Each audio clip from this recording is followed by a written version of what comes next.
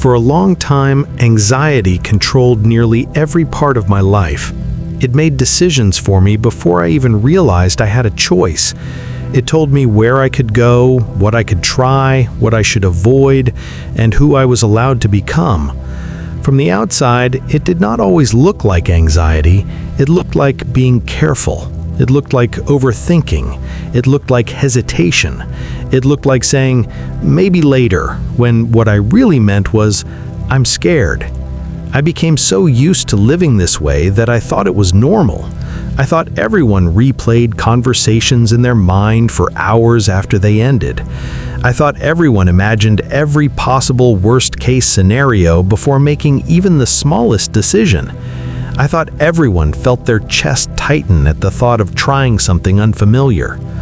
Because anxiety had been part of my life for so long, I stopped seeing it as something separate from me. It became part of my identity. I thought, this is just who I am, a person who worries, a person who hesitates, a person who needs certainty before moving forward. And because of that belief, my world slowly became smaller. I avoided opportunities because they felt overwhelming. I stayed silent because speaking felt risky. I said no to things I wanted because fear was louder than desire. Each decision seemed small, but together they built the boundaries of my life. The hardest part was that anxiety did not always scream. Sometimes it whispered. It said, wait until you feel ready. It said, don't embarrass yourself. It said, stay where it's safe. Those thoughts sounded reasonable. That is what made them powerful. I believed I was protecting myself, but in reality, I was trapping myself. The more I listened to fear, the more authority it gained, and the more authority it gained, the less freedom I had. I told myself that one day I would feel confident enough to do the things that scared me. One day I would feel ready. One day I would stop being anxious. But that day never came, because anxiety does not disappear while you wait. It grows stronger in avoidance.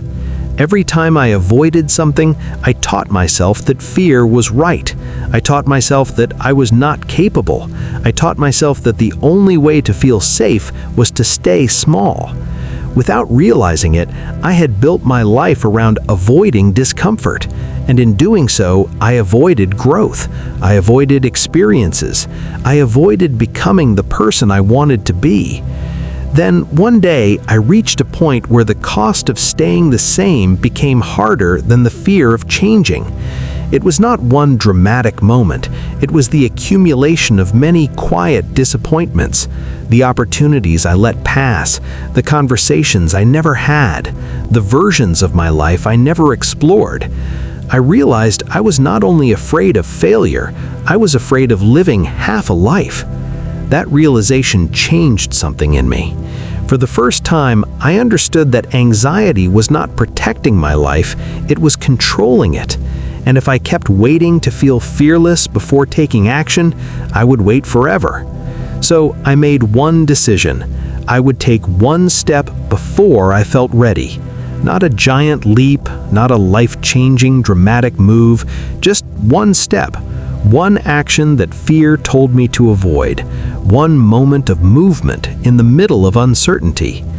That step seemed small, but to me it felt enormous because fear made it feel impossible.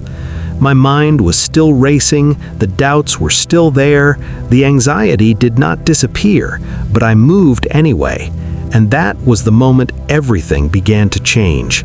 Not because the fear vanished, but because I proved to myself that fear did not have to decide for me. That one step taught me something I had never understood before. Courage is not the absence of anxiety. Courage is action in the presence of anxiety. I had spent years believing I needed confidence before action, but confidence came after action, after the step, after the proof.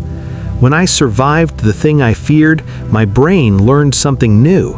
I can do hard things even while I'm afraid. That realization weakened anxiety's control over my life, not instantly, but gradually. Every small step became evidence that fear was not always telling the truth. Every action built trust in myself, and self-trust changed everything. Because once I trusted that I could handle discomfort, anxiety lost some of its power. The situations that once felt impossible became manageable. The risks that once felt overwhelming became survivable. My life did not become fear-free, but it became freer. That single step did not solve everything. I still felt anxious, I still doubted myself, I still had moments where fear told me to stop. But now I knew something stronger than fear. I knew I could move anyway. That changed the direction of my life.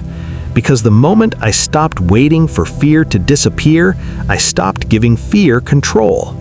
I learned that anxiety wants certainty, but growth requires uncertainty. Anxiety wants safety, but life requires movement. And freedom begins the moment you take one step despite the fear. That was the step that changed my life. Not because it made me fearless, but because it taught me that fear did not have the final say. For so long, anxiety defined my choices. Now it's just one voice in the room. It still speaks, but it no longer leads. And that made all the difference. Because the life I wanted was never on the other side of having no fear. It was on the other side of taking one step while fear was still there. That one step gave me something anxiety never could. Proof that I was stronger than the voice that told me I wasn't. And once I learned that, anxiety stopped controlling my life.